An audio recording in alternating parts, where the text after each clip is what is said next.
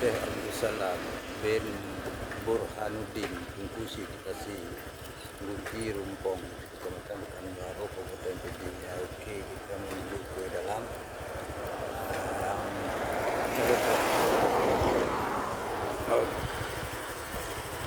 Tidak ada mau masjid ada.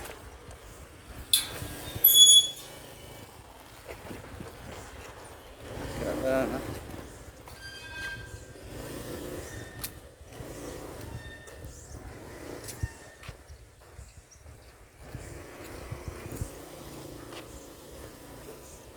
dan masjid masa Tungkusi dikasih.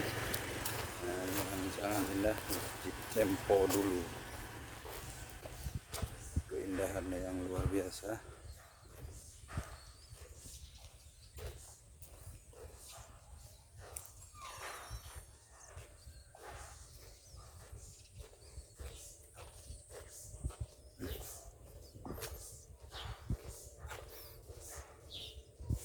Anda bisa perhatikan seperti inilah masjid Guci, 2 guci di dalam